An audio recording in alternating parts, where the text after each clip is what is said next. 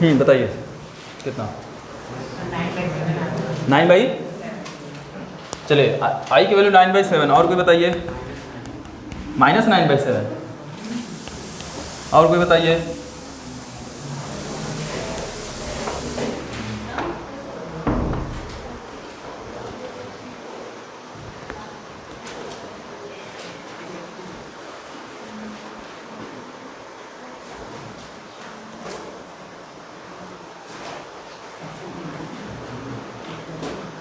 चलिए क्या कर रहे हैं बालक आप, इधर से करंट आई जा रहा है तो इधर कितना लिए हो, I1 मान ले तो इधर कितना जाएगा I - I1, या उसका उल्टा भी कर सकते हैं आप, इधर मान लो I1 गया तो इधर कितना जाएगा I - I1।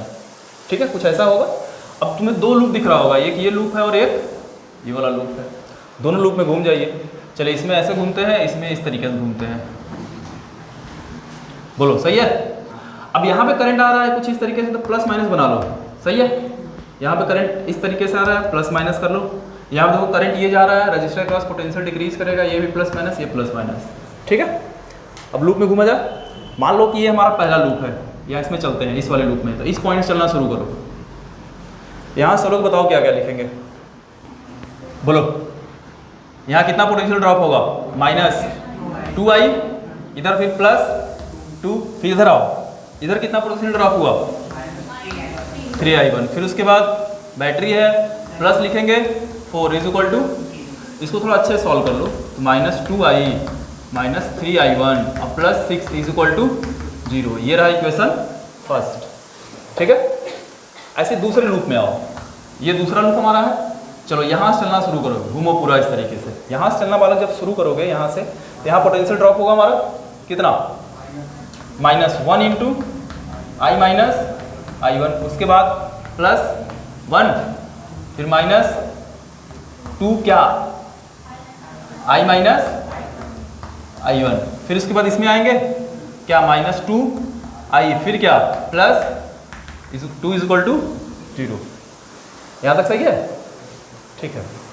इसको थोड़ा सॉल्व करो, तो -I + I1 और +1, इसको सॉल्व करो -2I + 2I1, इसको सॉल्व करो -2I + 2 = 0। थोड़ा I को एक साथ लो, -I - 2I कितना -2I -5I, ये +I1 + 2I1 कितना 3I1, +1 + 2 कितना + 0। ये रहा इक्वेशन 2, हो गया।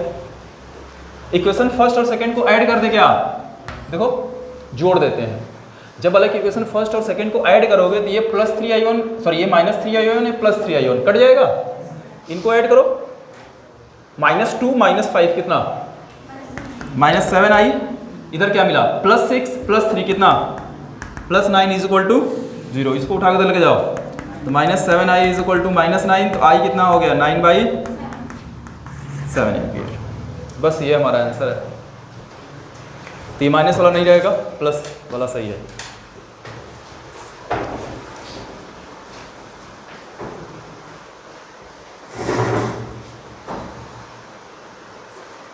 क्या बालक, अच्छा नहीं लग रहा है क्या?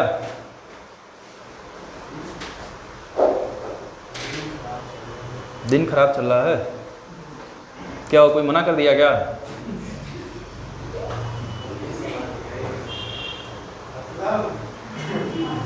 इस समय क्या कर सकते हो? और कोई काम है तुम्हारे अलावा, इसके अलावा? क्या कर रहे थे? तो तुम क्लास में कुरकुरे खा रहे थे? नहीं, तुम लोग क्लास में कुरकुरे खा रहे हो? और कौन है? एक मिनट रुको।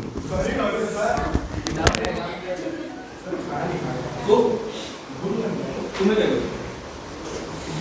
क्लास कितने बजे होती है? 9 बजे से 10 बजे बस आते हो तुम लोग, और तुम बिना खाए आते हो। तुम देखो, और तुम क्लास में तुम खा के आओ चाहे मत खा के आओ, मैं हर बार बोलता हूँ खाना खा के आओ, जल्दी जगह करो, टिफिन लेके आओ। इन क्लास में कोई खाता हुआ दिख गया मुझे, मारने को भगाएंगे इसको, ठीक है? वो कुछ भी करते रहो, मुझे दिख गया तो मारेंगे पहले, फिर बाद में बात करेंगे। ध्यान रखना, वहाँ खड़े होते हैं सब कुछ दिखता है, लेकिन क्या होता है लोग इग्नोर किया जाता है, हमेशा थोड़ा इग्नोर किया जाता है। कभी अच्छा लगता है इग्नोर कर देते हैं, पहले दिमाग खराब रहा तो इग्नोर नहीं हो पाता है। इसलिए खाना तो बाहर कर लिया करो, वैसे भी 10 मिनट 15 मिनट लेट ही क्लास स्टार्ट होती है। चलिए ये हो गया। तो किरचॉफ लॉ वाला क्वेश्चन कर लेना आप। आगे हम लोग डिस्कस करते हैं, थोड़ा कुछ नया चीज़ पढ़ा जाए। क्या एक ही चीज़ पढ़े जा रहे हो कब से? बिठा दे।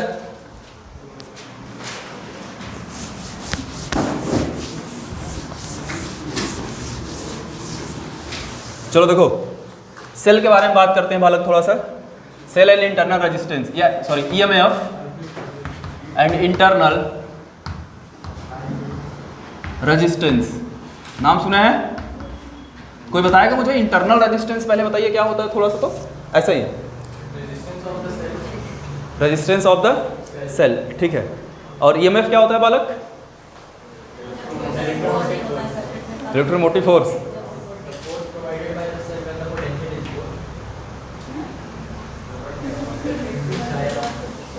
कुछ और बताइए।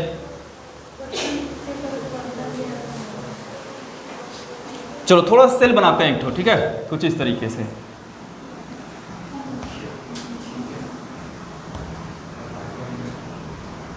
ये हमारा ऊपर वाला पॉजिटिव होता है, और ये क्या होता है?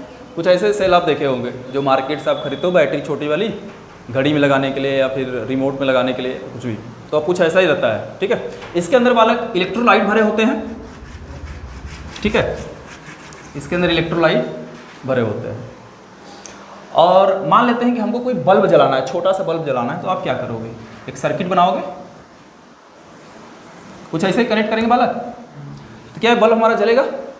हाँ जलेगा, बिल्कुल जलेगा, ठीक है। अब एक चीज़ समझो, मान लेते हैं करंट कुछ इस तरीके से बालक फ्लो कर रहा है।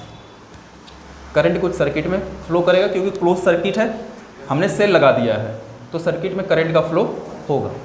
तो अच्छा, जो वायर यूज करेंगे बालक हम लोग, उसका कुछ न कुछ तो रेजिस्टेंस होता है। या ये जो हम यहाँ पे एक एक्सटर्नल इलेक्ट्रिकल डिवाइस लगाए हैं, ठीक है, इसको आप एक्सटर्नल रजिस्टर भी बोल सकते हैं। क्या बोलेंगे? एक्सटर्नल रजिस्टर, ठीक है। ये हमारा एक्सटर्नल रजिस्टर होगा। मान लेते हैं इसका रेजिस्टेंस कितना है? R है, जो कि करंट का अपोज करेगा। यही करता है रजिस्टर, क्या करता है बालक? करंट का अपोज करता है। लेकिन ये तो करेगा ही साथ साथ, लेकिन ये करंट इस सेल के अंदर भी होके जाएगा पूरा। भाई अगर सर्किट कंप्लीट है तो करंट पूरे हर जगह फ्लो करेगा, एक क्लोज लूप बनेगा पूरा का पूरा। तो वायर में तो करंट फ्लो करेगा ही, साथ साथ सेल के अंदर भी करंट का फ्लो होगा। सेल के अंदर करंट का फ्लो कौन कराएगा? इलेक्ट्रोलाइट्स होते हैं। अब शायद फिजिक्स में तो निकल गया है सेल के बारे में, जो इसका इंटरनल डायग्राम होता है, जो इलेक्ट्रोलाइट्स होते हैं उसके बारे में फिजिक्स से हट गया है सिलेबस, वो केमिस्ट्री में चला गया है। तो केमिस्ट्री मेरे ख्याल से आप इलेक्ट्रोलाइट्स के बारे में पढ़े होंगे शायद, ठीक है। तो बालक सेल के अंदर भी क्या होता है? करंट का अपोज होता है। इसका मतलब जाहिर सी बात है जो सेल है उसका भी कुछ ना कुछ रेजिस्टेंस होता होगा, ठीक है। तो सेल के अंदर का जो रजिस्टर होता है उसको बोलते हैं इंटरनल रेजिस्टेंस। इंटरनल रजिस्टर एक तरीके से रोकने का काम कौन करता है? इसके अंदर जो इलेक्ट्रोलाइट है, ठीक है, जो इलेक्ट्रोलाइट होते हैं उन्हीं क्या बोला जाता है? Internal resistance. इंटरनल रेजिस्टेंस को बालक हम लोग स्मॉल r से डिनोट करते हैं, और एक्सटर्नल रेजिस्टेंस किससे डिनोट करेंगे? कैपिटल R से, ठीक है। अब एक चीज़ समझना, अब यहाँ पे पोटेंशियल बालक हमारा क्या कर रहा है? एक्सटर्नल रजिस्टर है तो यहाँ पे पोटेंशियल कुछ ना कुछ तो ड्रॉप होगा क्या? मान लेते हैं इसके क्रॉस पोटेंशियल का ड्रॉप हुआ V, किसके बराबर हुआ? V के बराबर पोटेंशियल का ड्रॉप हुआ। थोड़ा एक चीज़ और समझते हैं। तुम लोग कभी सेल खरीदे हो? जाते होगे सेल खरीदने, सेल पे कभी पढ़ते हो कुछ लिखा रहता है, कितने बोल्ट का सेल है? 5 बोल्ट, 10 बोल्ट, कुछ ऐसा। अच्छा 6 बोल्ट, ठीक है 6 बोल्ट। चलिए मैं 5 बोल्ट लेके चल रहा हूँ। जब 5 बोल्ट का सेल आप खरीदते हो बालक, तो उस पर क्या है? बोल्ट के पहले कुछ लिखा रहता है, पढ़े हो कभी?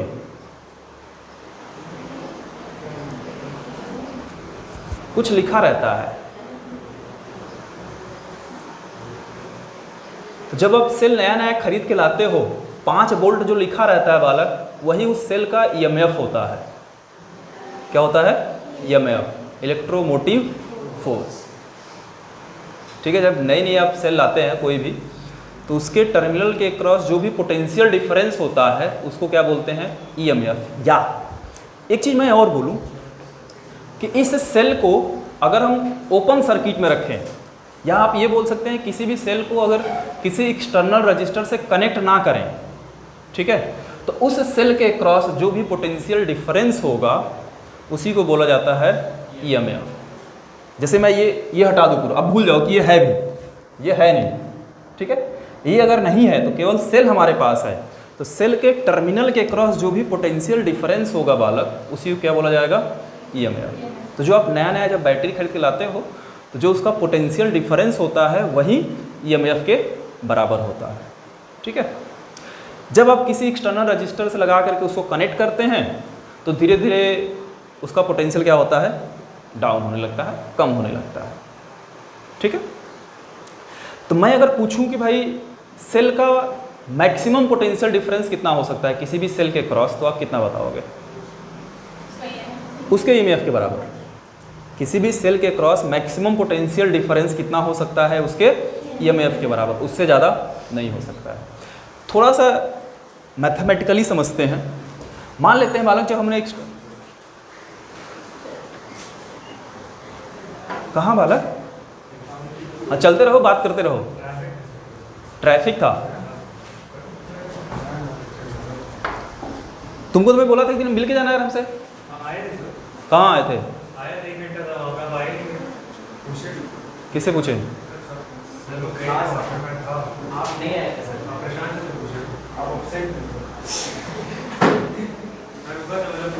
आज मिलोगे, आज मिलोगे, अच्छा मिल लेंगे, आना, चलो डेट पे ले चलेंगे तुमको। चलिए बालक, हाँ तो हम लोग क्या बात कुछ बात कर रहे थे। मान लेते हैं बालक जो सेल का ईएमएफ है वो ई के बराबर है, ईएमएफ को हमेशा ई से दिखाते हैं, तो मैं लिखने चल रहा हूँ ईएमएफ ऑफ द सेल, ठीक है। तो जो sorry EMF of the cell नहीं लिखते हैं हम लोग, पोटेंशियल डिफरेंस की बात करेंगे, इसके क्रॉस पोटेंशियल डिफरेंस कितना होगा सेल के क्रॉस, तो पोटेंशियल डिफरेंस क्रॉस सेल। तो हम मान लेते हैं बालक इसके क्रॉस, इसके टर्मिनल क्रॉस, हमने यहाँ पे एक्सटर्नल रजिस्टर लगाया हुआ है, तो उस केस में इसके टर्मिनल क्रॉस पोटेंशियल डिफरेंस कितना है, V के बराबर, और V की वैल्यू हमको निकालनी है, ठीक है। तो इसके क्रॉस बालक ये मान लो पॉइंट A है और ये पॉइंट B है, इसके क्रॉस हमको पोटेंशियल डिफरेंस बताना है। करंट का कितना फ्लो हो रहा है, I, करंट कितना फ्लो कर रहा है बालक, I के बराबर। तो इसके क्रॉस पोटेंशियल कितना ड्रॉप होगा अगर इसका इंटरनल रेजिस्टेंस R है तो IR, पोटेंशियल ड्रॉप कितना होगा, I इंटू R के बराबर। और हमको पता है कि रजिस्टर का काम होता है करंट का अपोज करना, पोटेंशियल हमेशा क्या करेगा, डिक्रीज करेगा, पोटेंशियल हमेशा क्या करेगा, डिक्रीज करेगा। और इसका टोटल ईएमएफ किसके बराबर है बालक, ई के बराबर है, टोटल ईएमएफ किसके बराबर है, ई के बराबर। तो इसके क्रॉस जो पोटेंशियल डिफरेंस आता है, मान लेते हैं अगर V के बराबर है तो E माइनस IR के बराबर होगा, किसके बराबर होगा, E माइनस IR, इतना पोटेंशियल ड्रॉप होगा। अब एक चीज़ समझो, जैसे मैंने बताया कि अगर इसमें सेल कोई एक्सटर्नल रजिस्टर ना लगाओ, अगर एक्सटर्नल रजिस्टर ना लगाओगे, नहीं लगाओगे तो V की वैल्यू क्या हो जाएगा, V की वैल्यू क्या हो जाएगा, 0 होगा, E के बराबर हो जाएगा। कैसे, क्योंकि करंट तो 0 हो गया, जब भाई हमने एक्सटर्नल रजिस्टर हटा दिया तो करंट क्या हो गया, 0 हो गया। जैसे ही करंट 0 हो गया ये वाला टर्म खत्म, तो V किसके बराबर हो गया, E के बराबर। तो ओपन सर्किट की अगर बात करें तो जो ईएमएफ होगा वही पोटेंशियल डिफरेंस के बराबर होगा, या फिर ओपन सर्किट में जो पोटेंशियल डिफरेंस होगा टर्मिनल अक्रॉस वही ईएमएफ के बराबर होता है, ठीक है। ये बात क्लियर है, तो बस ये तुम्हें याद रखना है, ठीक है।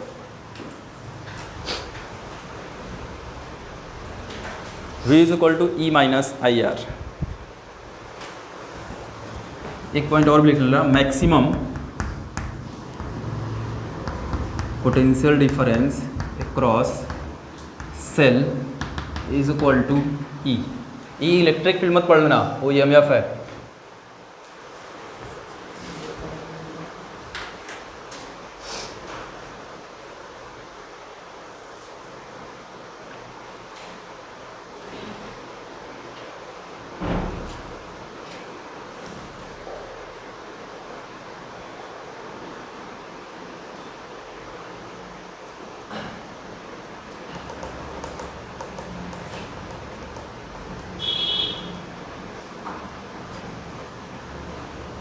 बिठाए बालक, चलिए आगे चलते हैं। Combination of cell.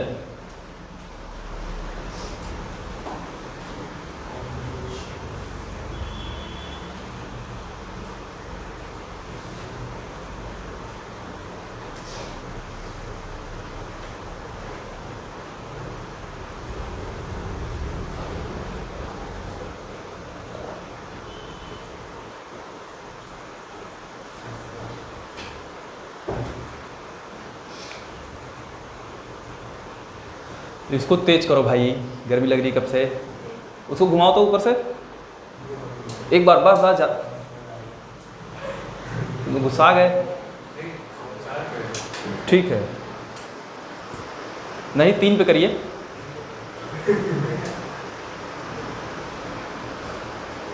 ठीक है, बिठा दे बालक। अब चलिए कॉम्बिनेशन ऑफ सेल पढ़ते हैं, और यहाँ से एक क्वेश्चन आपको रहता है, कैसा क्वेश्चन रहता है बताते हैं। बिठा दे पूरा।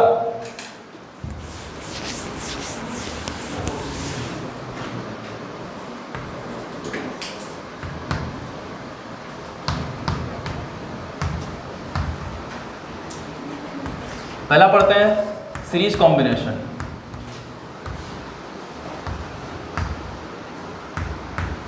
अच्छा देखो, सेल है उसको कुछ इस तरीके से दिखाया जाता है यार, ये नोट कर लेना। ये सेल को कुछ इस तरीके से दिखाया जाता है, ये एमएफई इंटरनल रेजिस्टेंस आर, ये सेल को उस तरीके से डिनोट करते हैं। मान लेते हैं कि हमारे पास n सेल है, कितने हैं n, और सब के सब सेम सेल है, मतलब सबका ईएमएफ बराबर होगा और इंटरनल रेजिस्टेंस भी क्या होगा, बराबर होगा। वो सब के सब किसमें कनेक्ट है बालक, सीरीज में कनेक्ट है। ऐसे सेल ढेर सारे होंगे।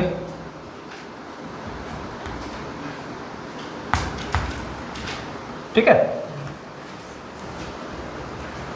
हमें ये बताना है, ये एक्सटर्नल रेजिस्टेंस R है, हमें ये बताना है कि इसमें करंट कितना फ्लो करेगा, और हर एक सेल का ईएमएफ है इंटरनल रेजिस्टेंस R है। वैसे कितने सेल लगे हैं, n सेल लगे हैं, तो बता पाएंगे कितना करंट फ्लो करेगा, सर्किट में कितना करंट फ्लो करेगा। देखो क्या करेंगे बालक, सबका पहले इक्विवेलेंट निकाला जाएगा। ठीक है, तो इन सबके सब अगर सीरीज में है, और कितने सेल है बालक, n सेल है, और सबका ईएमएफ क्या है, बराबर है, इक्वल है, तो टोटल ईएमएफ कितना, NE। सीरीज में क्या होता है कि जो पोटेंशियल डिफरेंस आप पढ़े होंगे, तो क्या करते हैं, ऐड करते हैं, क्या ऐड कर देते हैं, तो टोटल ईएमएफ किसके बराबर होगा, NE के बराबर होगा। फिर से एक सेल बनाओ, ये सब मिलके एक नया सेल बनाएंगे जिसका ईएमएफ कितना होगा, NE के बराबर होगा। इंटरनल रेजिस्टेंस किसके बराबर, ये सबके सब किस में कनेक्ट है बालक, सीरीज में, तो इंटरनल रेजिस्टेंस कितना भाई, रजिस्टर ग्रुपिंग ऑफ रेजिस्टेंस पढ़े हैं, सीरीज में क्या ऐसे करते थे, डायरेक्ट जोड़ देते थे। तो R सेल है, सॉरी n सेल है, सबका रेजिस्टेंस कितना है, स्मॉल r है, तो टोटल इक्विवेलेंट रेजिस्टेंस कितना, NR, R प्लस R करेंगे कितना आएगा, NR। तो वहीं इसका रेजिस्टेंस कितना हो जाएगा, NR। करंट कितना फ्लो कर रहा है, आइए अब total resistance of the circuit कितना बताइए, टोटल रेजिस्टेंस देखना कितना होगा, R प्लस NR, यही होगा, ये भी सीरीज में है इसके। ठीक, और टोटल ईएमएफ कितना बालक, NE, सही है। अब करंट इज इक्वल टू बताओ क्या होगा, I is equal to, Ohm's law से V is equal to I R, तो I बराबर क्या, V अपन R। V मान लेते हैं किसके बराबर होगा, ईएमएफ के बराबर, मतलब total EMF upon total resistance, current यही होगा। ठीक है, तो यहाँ लिख सकते हैं total EMF upon total resistance. बोलो वाला कोई दिक्कत, तो कितना आ जाएगा, NE upon R plus NR, यही करंट के बराबर होगा। बस ये फार्मूला तुम याद रखना, तुमसे डायरेक्ट फार्मूला पूछा जाएगा, क्वेश्चन नहीं आएंगे यहाँ से। ठीक है, अगर सीरीज ग्रुपिंग है, मेन होता है हमारा मिक्स ग्रुपिंग, जैसे सीरीज और पैरेलल दोनों होते हैं, इसको तुरंत नोट करिए।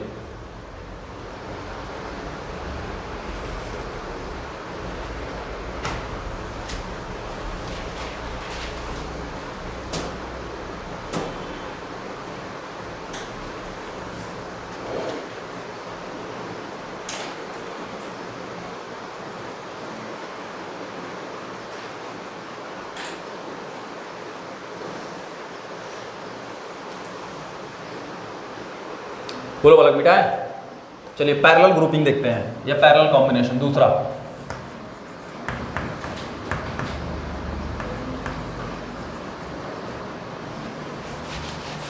पैरेलल की तरफ मान लो कि हमारे पास m सेल हैं, वो सबके सब पैरेलल में कनेक्ट हैं। कैसे? कुछ इस तरीके से।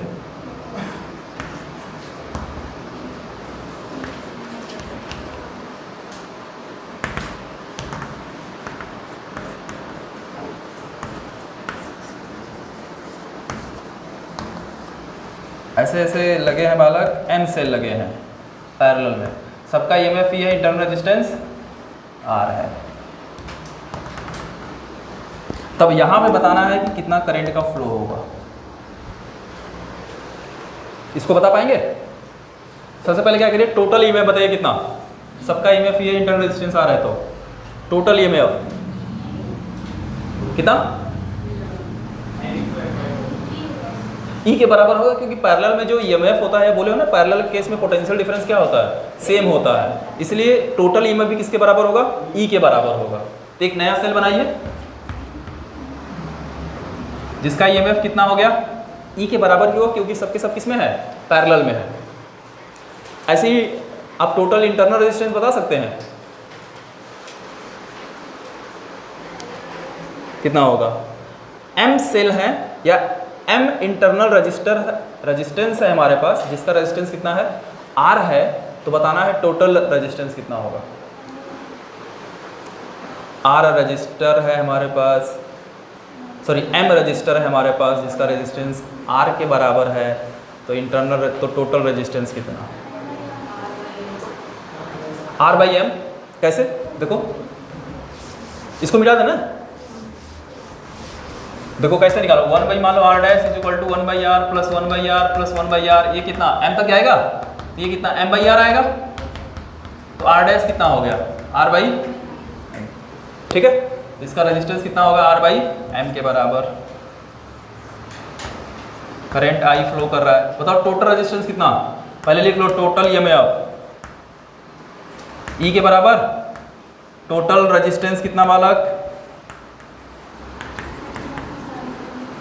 Are plus R by M, और अच्छे से लिख लो M are plus are upon M, total divide by M रहेगा। सही है, ऐसे लिख सकते हैं। तो करंट कितना, क्या पढ़े हो, total EMF upon total resistance, यही पढ़े थे। तो टोटल ईएमएफ कितना, ई के बराबर टोटल रेजिस्टेंस कितना बालक, m are plus are upon m, m को ऊपर लेके चले जाए,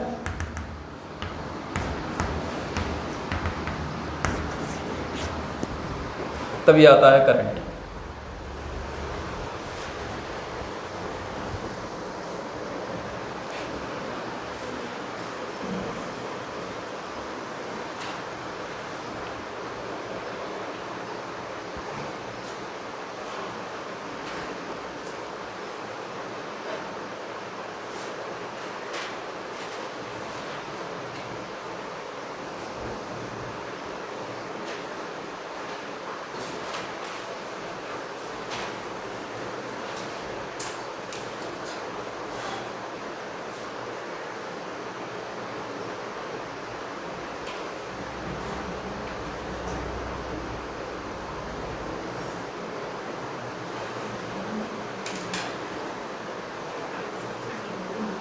बोलो बालक, हो गया। अब आता है मिक्स ग्रुपिंग या मिक्स्ड कॉम्बिनेशन, ठीक है, जिसमें सीरीज और पैरेलल दोनों रहेंगे एक साथ। इसको हटाएं,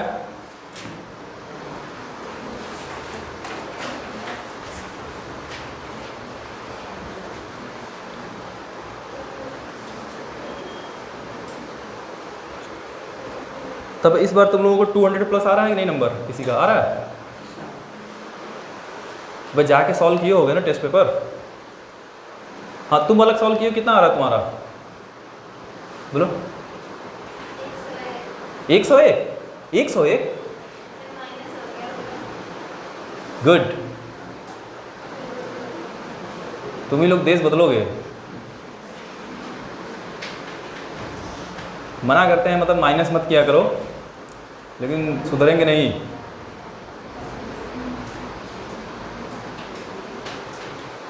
और इसे कितना गलत की हो टोटल, 15 है, तब बताओ इसमें 15 जोड़ लो और ज़्यादा नंबर होता तुम्हारा।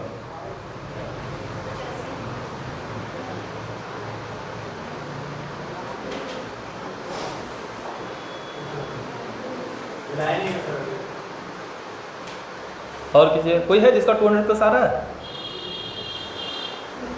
बोलो बताओ तुम लोग अभी मतलब ये हाल है, मतलब 1-2 चैप्टर के टेस्ट हो रहे हैं, हर बार बोलते हैं पढ़ा लिखा करो यार, क्या करते हो?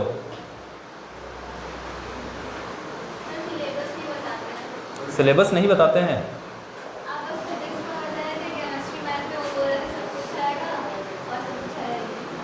तो क्या दिक्कत हो गया? सब कुछ आएगा मतलब कितना आएगा भाई? तो क्या दिक्कत क्या हुआ? भूल गए पढ़ा हुआ इतनी जल्दी? मतलब 10-15 दिन हो गए हैं, इतने दिन में भूल गए पूरा खत्म?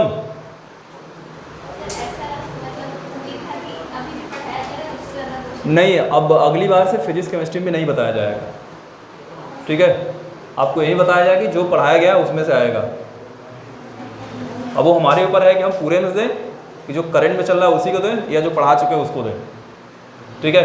इसलिए अब हमेशा अब प्रिपेयर होकर रहेंगे। अभी जल्दी 15 के बाद आपको फिर सरप्राइज टेस्ट भी होना शुरू हो जाएगा, मतलब ऐसे ही पता रहेगा तुम्हारा फिजिक्स क्लास है, पता चला टेस्ट हो गया, ठीक? तो इसलिए आप हमेशा प्रिपेयर 1-1.5-2 महीने के लिए तो आए हो, उसमें भी तुम लोग टाइम मांग रहे हो, भूल जा रहे हैं। कम से कम उतना तैयार रखिए कि जितना पढ़ाया गया उतना तैयार रखिए। अगर आप टीचर के साथ चल रहे हैं हमेशा, मतलब जितना पढ़ाया गया है या जितना पढ़ाया जा रहा है उतना तैयार करके चलिए। आप आगे का टेंशन मत लो, आगे कितना बचा है वो हमारी जिम्मेदारी है। अगर तुम हमारे साथ चल रहे हो तो जाहिर सी बात हमारे साथ साथ तुम्हारा भी सिलेबस क्या होगा, कंप्लीट होगा। और क्रैश कोर्स में ऐसे ही पढ़ाई करते हैं, अब टीचर के साथ चलिए बस, ठीक है? किसी भी सब्जेक्ट में जैसे टीचर पढ़ाते चल रहे हैं वैसे वैसे अपना तैयार करते हुए चलिए। और मैं हमेशा बोलता हूँ कि जब भी आप डेली पढ़ने बैठा करिए तो करंट में जो पढ़ाया जा रहा है उसको तुरंत नहीं पढ़ना है। सबसे पहले किसको पढ़ना है? जो पढ़ाया जा चुका है, मतलब रिवीजन बहुत ज़रूरी है।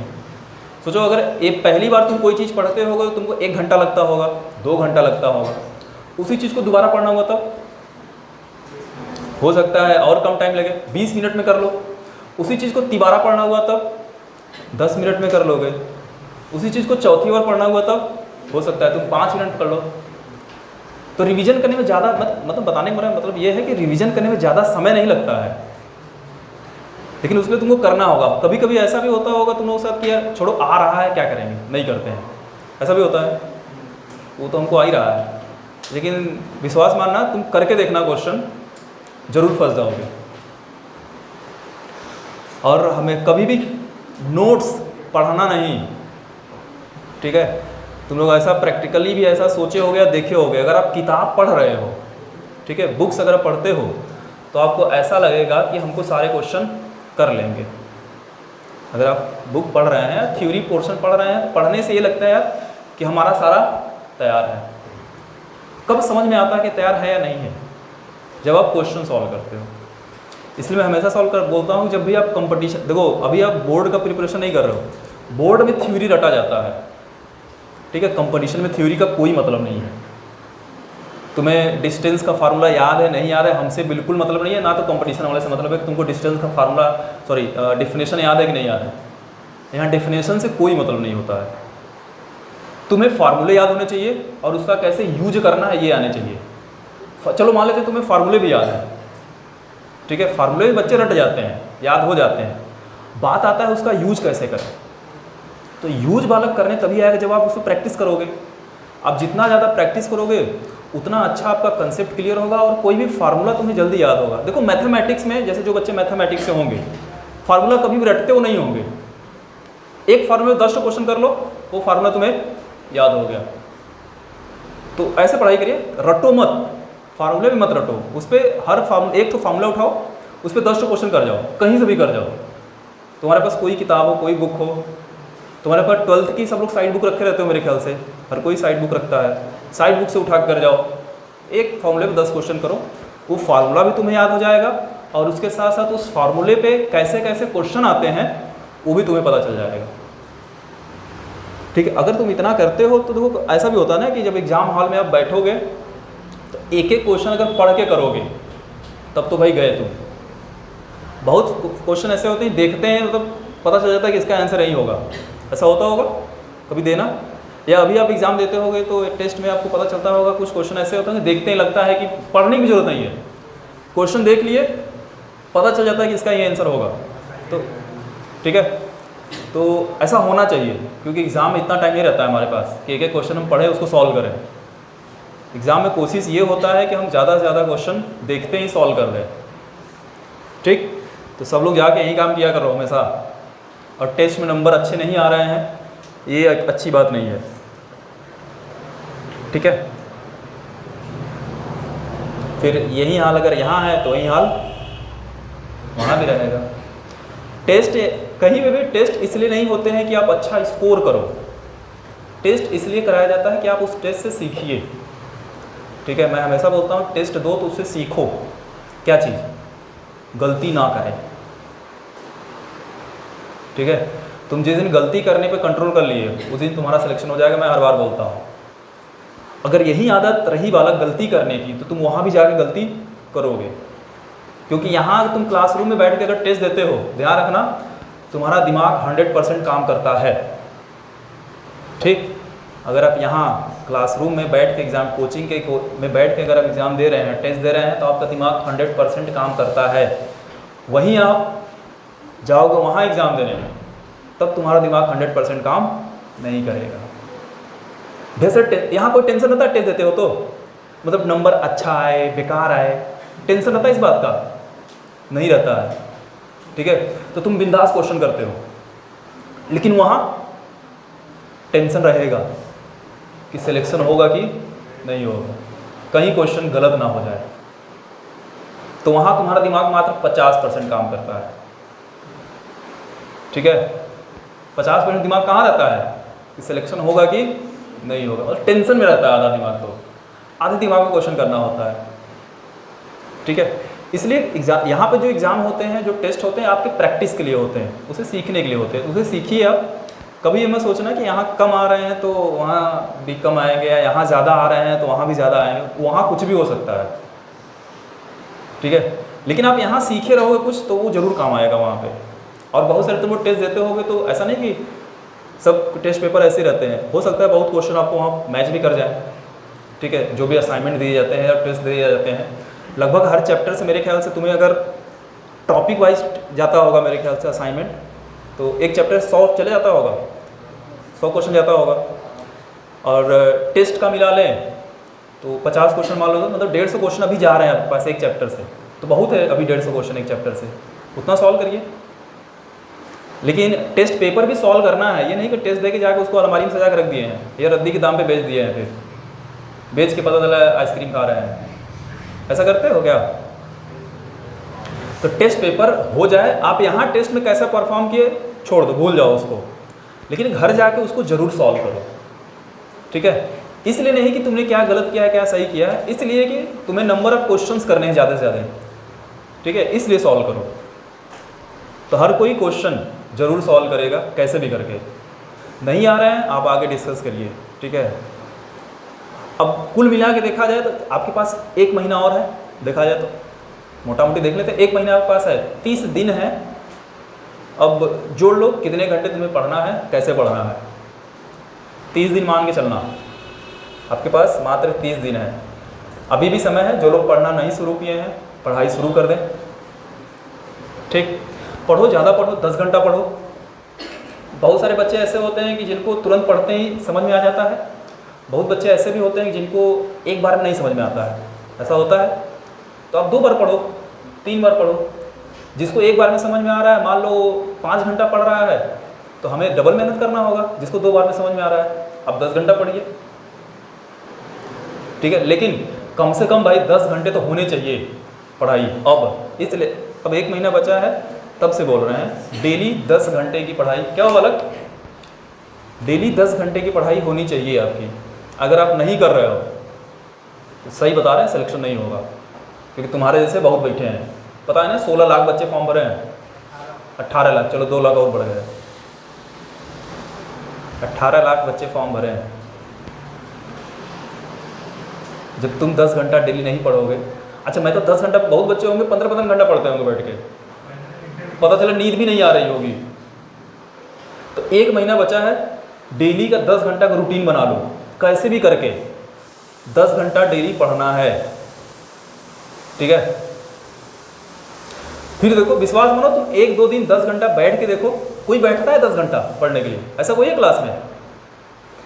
जिस दिन 10 घंटा बैठ के पढ़ लोगे ना, उस दिन चेहरे पे अलग स्माइल रहेगी, अलग तरीके का, ठीक है। एक दिन बैठ के देखना तुम 10 घंटा, ठीक है, तुम इतना ज़्यादा पढ़ लोगे, फिर तुम्हें खुद ही लगेगा यार अगर हम डेली ऐसा पढ़ेंगे फिर तो गजब हो जाएगा। तो गजबज मत कर देना, ठीक है, उसी में। तो आप 10 घंटा, आज से डेली का 10 घंटा का रूटीन आप बनाइए। सोते ज़्यादा है, सोना कम करिए थोड़ा सा, ठीक है। हमें कह रहे हैं 10 मई तक 10 घंटा पढ़ो, उसके बाद थोड़ा कम कर जाना, ठीक है, क्योंकि उसके बाद थोड़ा सा रिलैक्स में आ जाना, नहीं पता लगा जगते जा रहे हो डेली, पता बीमार हो गए, ठीक है। लेकिन अभी 30 दिन जोड़ के लग लो, डेली 10 घंटा पढ़ोगे तो कुल कितना घंटा पढ़ोगे? 300 घंटा, 300 घंटा होगा ना, 300 घंटा हुआ। कुल कितने चैप्टर हैं फिजिक्स केमिस्ट्री मैथ है, फिजिक्स केमिस्ट्री बायो मिला के? फिजिक्स में 15 मान लेते हैं फिजिक्स में, ऐसे 15 केमिस्ट्री में भी होगा, 15 मैथ या बायो में भी होगा, ऐसा मान लें। चलो बायो या मैथ में 20 मान, 50 चैप्टर मान लेते हैं, सही है, 50 चैप्टर मान लेते हैं टोटल हुए, ठीक है, टोटल हुए 50 चैप्टर ना, ठीक है। तो एक चैप्टर पे कितना घंटा? 6 घंटा एक चैप्टर पे दे रहे हैं, दोगे फिर सोच लो, एक चैप्टर पे अगर 6 घंटा दे दिए तो तुम उसका पूरा कंसेप्ट भी क्लियर कर लोगे और उस पर कम से कम 500 से 600 क्वेश्चन भी सॉल्व कर लोगे। एक चैप्टर पे 6 घंटा बहुत बड़ी बात है। 400 से 500 क्वेश्चन आराम से कर लोगे। मैं ये नहीं कह रहा हूँ तुम लोग बहुत हाई फाई क्वेश्चन करो, भाई आप अपने लेवल तक के क्वेश्चन करोगे ना, कि लगे एडवांस का क्वेश्चन उठा के सॉल्व करने, आप अपने लेवल का ही क्वेश्चन सॉल्व करेंगे। यहाँ क्या कर रहे हो हैं? अच्छा 1 घंटा तुमको क्वेश्चन पढ़ने में लग जाएगा। अच्छा चलिए, अच्छा ये बता दिए, हम तो अनपढ़ हैं, हम लोग थोड़ा कभी पढ़े हैं, और तुम जैसे बताओ वैसे होगा। तो सोच लो अगर 1 घंटा एक चैप्टर पे 6 घंटा आप दे दे तो चैप्टर आपका अच्छे से क्लियर हो जाएगा। लेकिन अभी से दोगे तब, आज 10 तारीख है, 10 तारीख है, ठीक है, अगले 10 तारीख तक डेली 10 घंटा, ठीक है, कम से कम ये होना चाहिए 10 घंटा। बहुत मन करे तो बढ़ा दो, 20 कभी कर लो, कोई दिक्कत नहीं है। भाई संडे को क्या करते हो? टेस्ट ही रहता है ना, क्या चला जाता है? 3 घंटा चला गया, 21 घंटा बचा, क्या करोगे? अगर आप एक दिन नहीं सोओगे, एक दिन नहीं खाओगे तो मर जाओगे, नहीं मरोगे ना फिर। लेकिन हाँ, अगर सिलेक्शन नहीं हुआ तो जरूर मर जाओगे, ठीक। तो इसलिए 1 महीना है, पढ़ लो बढ़िया से, उसके बाद आना हमसे मिलने, ठीक है, और हमसे एक तो गिफ्ट लेके जाना, ठीक है। लेकिन सिलेक्शन लेके आना, ऐसे नहीं। चलिए बहुत ज़्यादा मोटिवेट कर लिए, हमको ख़त्म भी करना है इसको, ठीक है। लेकिन नहीं, पढ़ो यार थोड़ा, ठीक है, क्योंकि टेस्ट में नंबर अच्छे नहीं आ रहे हैं। थोड़ा अच्छा नंबर आता है तो मन लगता है पढ़ाने में, चलो बच्चे अच्छा कर रहे हैं, पढ़ाया जाए। पता चलो तुम लोग अच्छा कर ही नहीं रहे हो, हम लोग बस पढ़ाए जा रहे हैं। इसका तो मतलब यही हुआ कि हम खुद पढ़ा रहे हैं, खुद पढ़ रहे हैं, तुम लोगों को ऊपर से जा रहा है। कुछ ऐसा हो तो बताओ, धीरे धीरे चलेंगे, थोड़ा आगे चलें। चलिए मिक्स ग्रुपिंग की बात करते हैं बालक।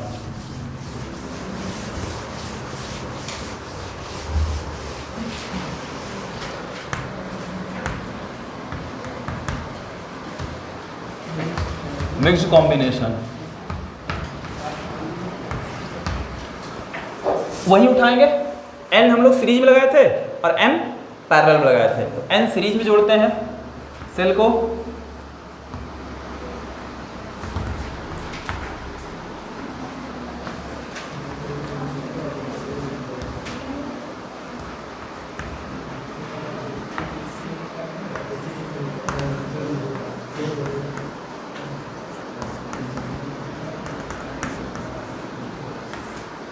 अब थोड़ा अच्छा लगेगा डायग्राम तुम लोगों को। सबका वाला कि EMF E internal resistance R, ये देखो M सेल लगे हैं सबके सब, किसमें लगे हैं? सीरीज में, ठीक है। ऐसे ऐसे M सेल किसमें लगे हैं? पैरेलल में। ये मिक्स्ड ग्रुपिंग है।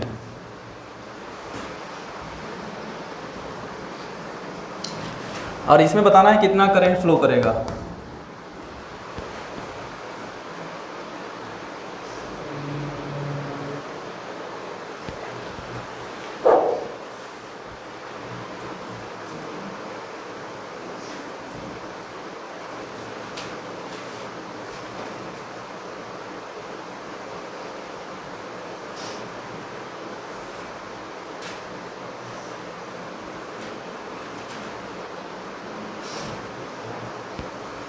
छाप लिए, तो पहले बताने नहीं दे रहे हैं, अच्छा पहले छापे जा रहे हैं।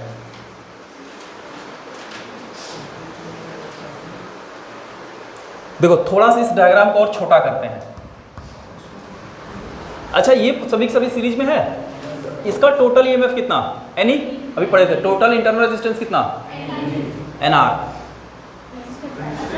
हम बोले टोटल इंटरनल रेजिस्टेंस पूछे हैं ना। चलिए बनाते हैं, इसका बनाओ NE और NR। ऐसे ही दूसरे वाले का बनाओ NE NR। भाई इसका भी तो ऐसे ही होगा। अब ऐसे ऐसे कितने लगे हैं? M लगे हैं। इसका भी NE NR। ये एक्सटर्नल रजिस्टर है R, सही है। अब ये सब के सब किसमें है? पैरेलल में। टोटल EMF बताइए कितना वाला? NE।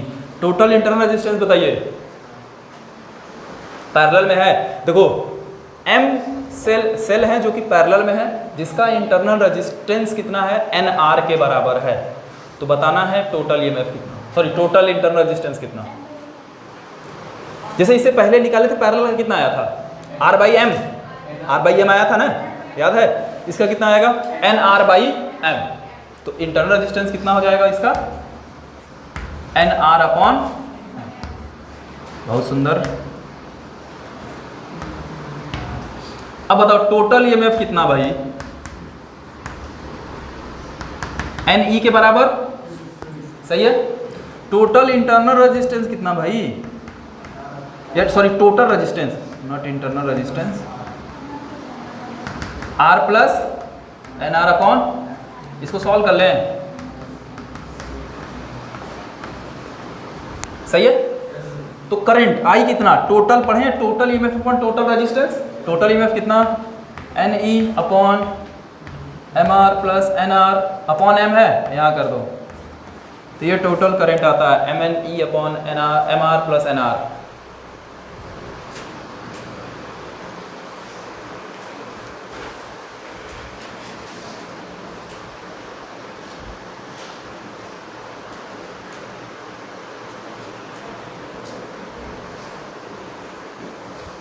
कल हम लोग मैग्नेटिक फील्ड के बारे में पढ़ेंगे, पढ़ के आना सब लोग।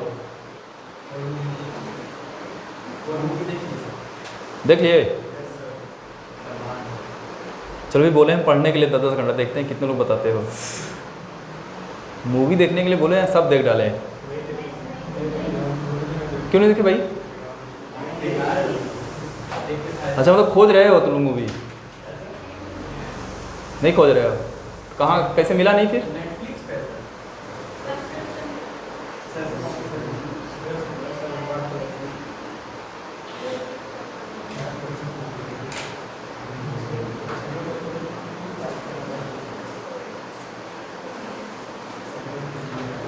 चलो जब यहाँ से पढ़ के जाना, सिलेक्शन हो जाएगा तब जाके देख लेना, ठीक है। और हमसे पूछ लेना कौन कौन सी मूवी देखें, तो हम बता देंगे तुम लोगों को। अच्छी अच्छी मूवी जाके देखना, मतलब टेक्नोलॉजी वाली मूवी देखा करो, मतलब जो फ्यूचर में ऐसा हो सकता है, ठीक है। फिर जाके अपना रिसर्च करना तुम लोग उस पर, फिर नई नई चीज़ें बनाना।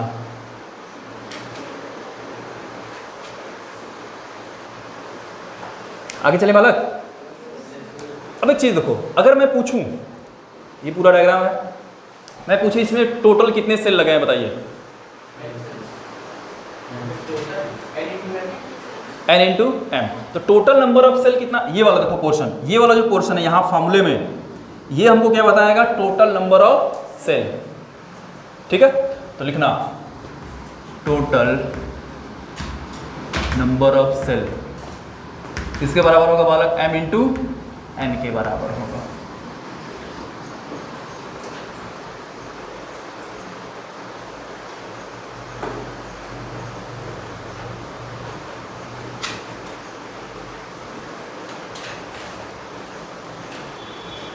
अब देखो इस फॉर्मूले से तुमसे क्वेश्चन कैसे पूछा जाएगा, एक ऐसे ही बताते हैं। मान लो दे दिया है क्वेश्चन में कि भाई हमारे पास कुछ सेल का कॉम्बिनेशन दिया गया है, कैसे है वो आपको नहीं बताया गया क्वेश्चन में, लेकिन बताया है टोटल नंबर ऑफ जो सेल है बालक, उसमें मान लेते हैं 30 सेल लगे हैं। कितने सेल हैं टोटल, 30 सेल हैं। ठीक है, जिसमें से ये बोल दिया कि 5 सेल बालक सीरीज में लगे हैं। ठीक है, तो कितने सेल पैरेलल में होंगे,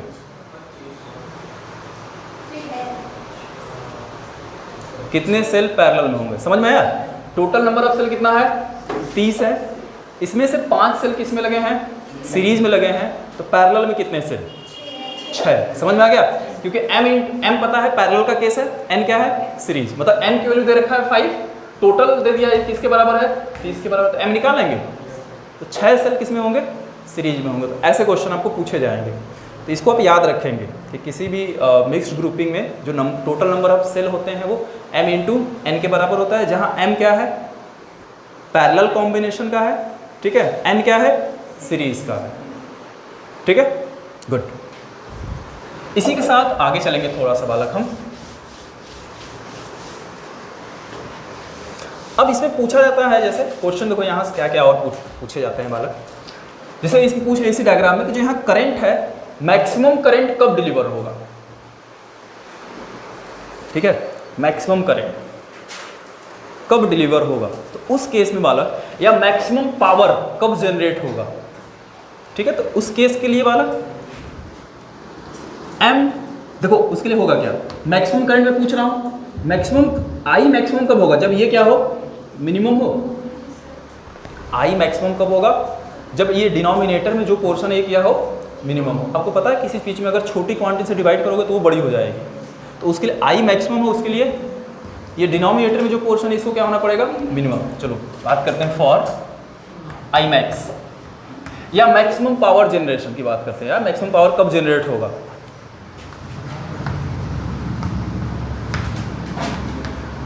ऐसे कुछ भी क्वेश्चन आ सकता है, तो उसको बालक m r plus n r, sorry small r को क्या होना पड़ेगा, मिनिमम होना पड़ेगा, तभी होगा।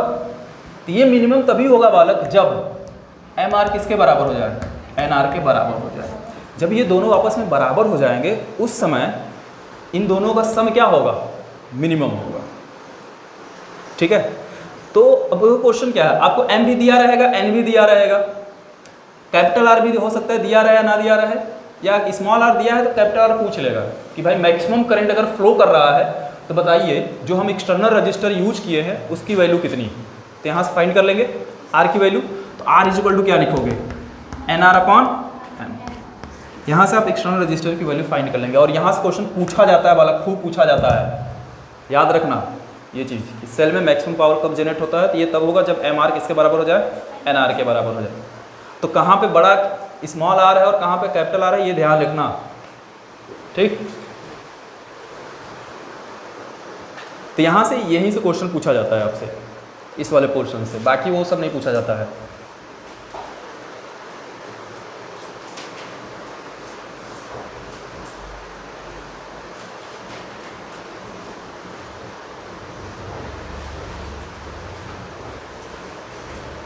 आगे चलें,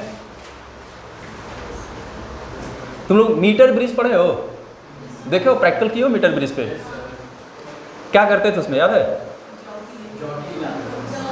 जॉकी, मतलब क्या करते थे उसमें, ये बताओ क्या फाइंड करते थे।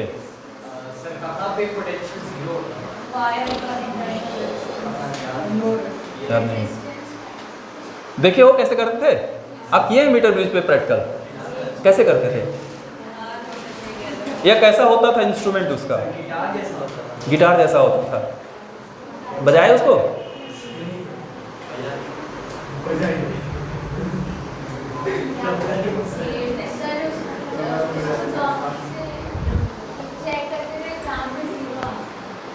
ठीक है, इसको मिटा दे बालक।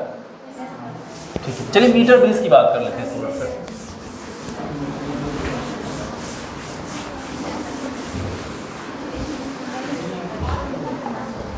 देखो कैसा होता था, ये लकड़ी का बना होता था कुछ इस तरीके से। मैं 2D में बनाऊंगा, 3D में नहीं रहेगा, कुछ ऐसे ही रहता था ना। अच्छा ऐसे रहता था।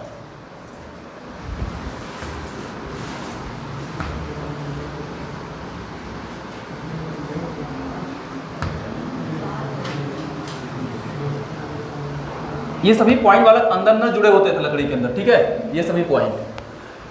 और यहां देखो बालक एक वायर होता था जिसका लेंथ कितना होता था, 1 मीटर के बराबर होता था, ऐसे होता है, या 100 सेंटीमीटर। यहाँ पे एक स्केल भी लगा रहता था, अगर आप देखे होंगे तो यहाँ स्केल पूरा 1 मीटर का लगा रहता था। अभी भी आप कभी प्रैक्टिकल करेंगे तो आप देखेंगे एक स्केल लगा रहेगा। और यहाँ से बालक एक हम लोग जॉकी लेते हैं, गैल्वेनोमीटर लगाते हैं, इस जॉकी को इस वायर AB मान लें पे टच कराते हैं। होता क्या है, देखो यहाँ पे 2 रजिस्टर दिख रहे हैं बालक आपको, इसका रेजिस्टेंस हमको पता रहता है, ये नॉन रजिस्टर होता है, ठीक है। और यहाँ पे एक रजिस्टर होता है, इसका रेजिस्टेंस S है, ये अननोन होता है। हम लोग इस प्रैक्टिकल में क्या करते हैं, ये जो अननोन रजिस्टर है इसी की वैल्यू फाइंड करते हैं, ठीक है। इसका रेजिस्टेंस आपको पहले से गिवन रहता है, जो भी इंस्ट्रूमेंट यूज करते हैं उसमें रेजिस्टेंस लिखा रहता है कि भाई इसका रेजिस्टेंस ये है। इसका रेजिस्टेंस हमें नहीं पता रहता है, इसका रेजिस्टेंस हम लोग फाइंड करते हैं। इस प्रैक्टिकल में यही किया जाता है, ठीक है। तो आप क्या करते थे, ये जो जॉकी है, जॉकीज को हम यहाँ पे किसी भी वायर के किसी पॉइंट पर टच कराते थे और हम एक पॉइंट ढूंढते थे ताकि गैल्वेनोमीटर में डिफ्लेक्शन जहाँ पे 0 हो जाए, जिसको बोलते हैं नल पॉइंट। क्या बोला जाता है, नल पॉइंट। हिंदी में क्या बोलते हैं, हाँ शून्य विक्षेप, ऐसा कुछ, हाँ ठीक है। समझ में आ रहा है। तो मैं मान लेता हूँ, हमको S की वैल्यू बताना है बालक, तो मैं मान लेता हूँ कि चलिए हम कहीं यहाँ पे टच कराए हैं किसी पॉइंट C पे, जो कि यहाँ से X डिस्टेंस पे है। कितने डिस्टेंस पे है, X डिस्टेंस पे है।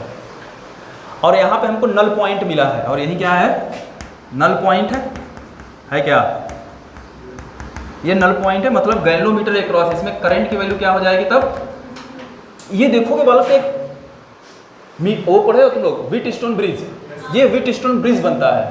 तो ये बात याद रखना सबसे पहले कि जो मीटर ब्रिज है वो व्हीटस्टोन ब्रिज के पे बेस्ड होता है।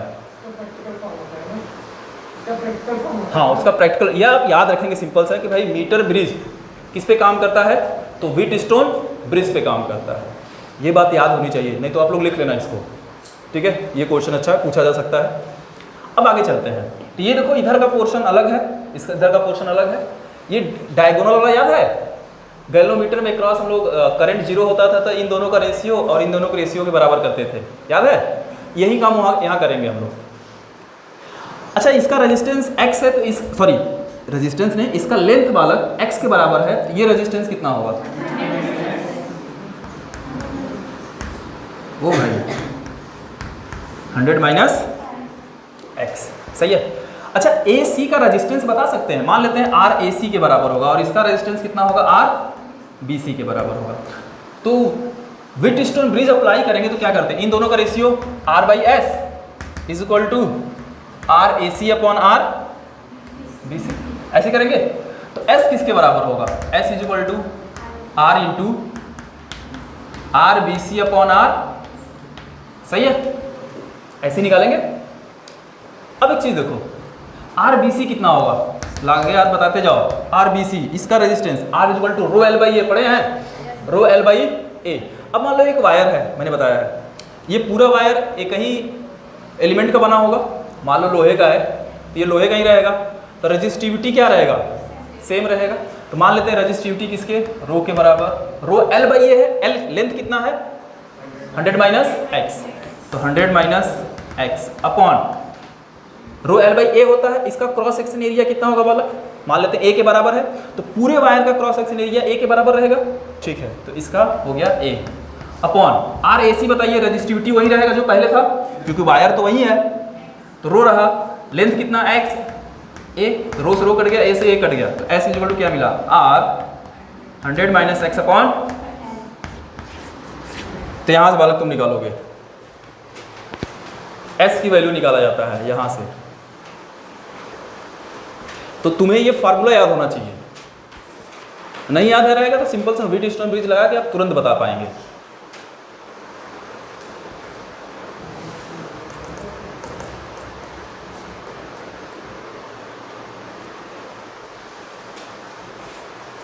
ओए जल्दी करो यार, कहाँ आज कहाँ खत्म हो पाएगा।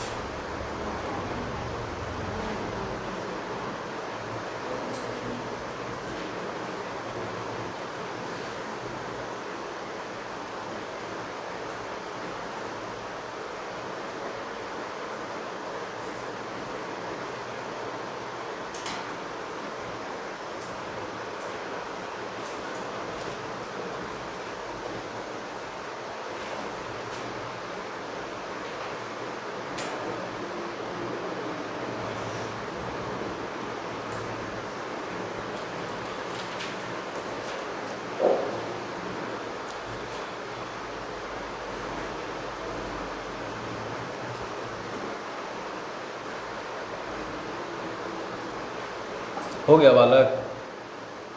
चलिए पोटेंशियोमीटर बिठा दे। ये मीटर ब्रिज है यार, देखो लिख लेना,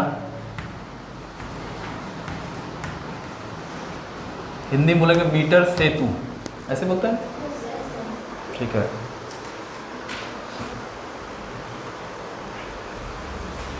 बिठाएं, गुड। पोटेंशियोमीटर बताओ क्या होता है। पोटेंशियोमीटर क्या काम होता है, पोटेंशियल डिफरेंस फाइंड करते हैं। चलिए अच्छी बात है। देखो बालक पोटेंशियोमीटर कैसा होता है, तुरंत फटाक से तो बिठा दे।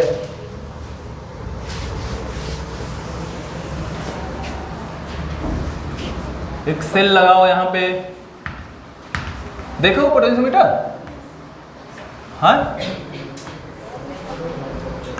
अबे बोल भी दिया करो, कहाँ देख लिए भाई। इसका EMF ही इंटरनल रेजिस्टेंस R, ठीक है।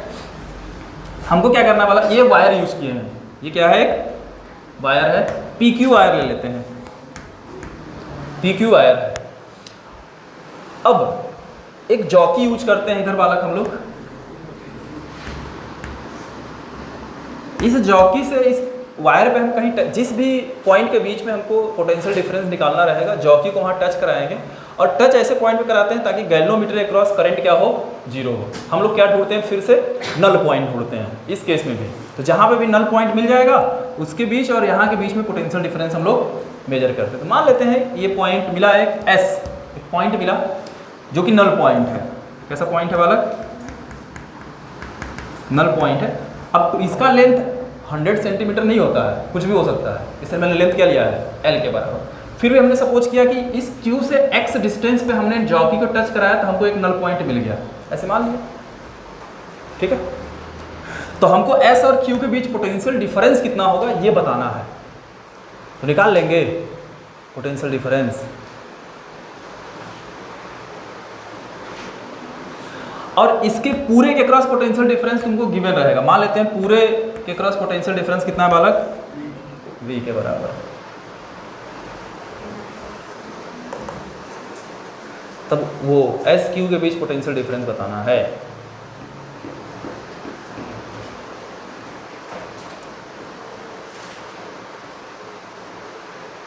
V बराबर आई आर पढ़े हो? सब लोग पढ़े हो? मान लो कि इस पूरे का लेंथ L है, इसका रेजिस्टेंस कितना होगा? तो रेजिस्टेंस ऑफ पी क्यू दिखा, रो L बाई ए, यही होगा, समझना, यही होगा। अच्छा एक बात, जितना बालक करंट इस पूरे वायर में फ्लो करेगा, क्या इसमें भी वही करंट फ्लो करेगा? भाई वायर तो वही है, बस हमने एक पॉइंट ले लिया है और इधर नल पॉइंट है, तो इधर करंट जाएगा नहीं, तो पूरा करंट जो यहाँ से आएगा, जो करंट इसमें फ्लो करेगा वहीं आगे भी फ्लो करेगा, वहीं इधर भी फ्लो करेगा। तो हम अगर इस पूरे वायर में अगर करंट निकाल लें, अगर पूरे वायर में करंट हमको मिल जाए तो इसमें भी वही करंट होगा। तो करंट निकालते हैं, कितना होगा? I इज इक्वल टू बालक V by are P Q. बोलो, अभी पी क्यू के लिए बाद रखेंगे, करंट यही होगा क्या? V upon R P Q. भाई इसका टोटल रेजिस्टेंस ओम्स लॉ से V is equal to I R होता है, तो I बराबर V by R, total potential difference V है, टोटल रेजिस्टेंस कितना? P Q. सही है। अब इसमें बताना है इसका पोटेंशियल डिफरेंस, तो potential difference of S Q किसके बराबर होगा बताओ? I इंटू इसका रेजिस्टेंस आर एस क्यू। सही है, तो समझना V S Q is equal to I किसके बराबर है बालक? V upon R P Q is equal to into R S Q. सही है क्या? थोड़ा वैल्यू पुट किया जाए तब समझ में आएगा तुम लोगों को। V upon R P Q की वैल्यू कितना? रो L बाई ए, इसकी वैल्यू कितना होगा? देखो रजिस्टिविटी वही होगा पूरे वायर का जो होगा, लेंथ कितना है? x बाई एरिया ए, तो ये से कट गया, ये कट गया, तो V S Q is equal to मिला क्या बालक? V by L into x. अब एक चीज और समझो, V बाई एल, V क्या है? पोटेंशियल डिफरेंस है। V क्या है? Potential difference. L क्या है? लेंथ। जिसके बीच में पोटेंशियल डिफरेंस है उसी वायर का टोटल लेंथ है ये। तो V बाई एल बालक जो होता है ये हमको क्या बताएगा? Potential gradient. क्या बोलते हैं? Potential gradient.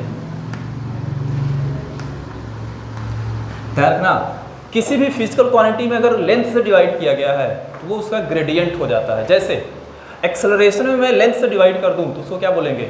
Acceleration gradient. Velocity में लेंथ से डिवाइड कर दूं तो उसको क्या बोलेंगे? Velocity gradient. उसी तरीके से पोटेंशियल में लेंथ से डिवाइड कर दिया तो उसको क्या बोलेंगे? Potential gradient. इसको वाला बोला था पता नहीं क्या बोलते हैं, प्रवणता, ठीक है, प्रवणता बोला जाता है। तो V बाई एल क्या हुआ? Potential gradient. ये पूरा चीज बालक हमको पहले से गिवन रहेगा, इसका लेंथ पता रहेगा, इसके क्रॉस कितना पोटेंशियल डिफरेंस है ये भी पता रहेगा, मतलब ये पूरा चीज कांस्टेंट रहेगा। क्या ये पूरा चीज क्या रहेगा? कांस्टेंट। तो V एस क्यू जो होगा वो डायरेक्टली प्रोपोर्शनल किसके? x के डायरेक्टली प्रोपोर्शनल होगा। मतलब जितना लेंथ बढ़ाएंगे उसके क्रॉस पोटेंशियल डिफरेंस उतना ज़्यादा हो। ठीक है, तो लेंथ बढ़ाने से पोटेंशियल डिफरेंस बढ़ता है।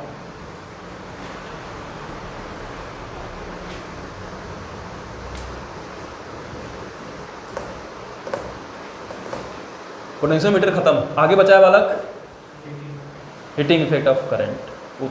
अभी पावर भी पढ़ना है इसमें। चले कल और लेते हैं इसको। कल इस पर भी अभी जो भी आज पढ़ाए हैं उस पर क्वेश्चन में नहीं कराया हूँ, तो कल उस पर क्वेश्चन भी कराएंगे। ठीक है, और साथ में हम लोग इलेक्ट्रिक पावर के बारे में पढ़ेंगे, फिर उस पर भी क्वेश्चन कराएंगे। कल ये चैप्टर फाइनल कर देंगे, उसके बाद हम लोग आ जाएंगे मैग्नेटिक फील्ड पे।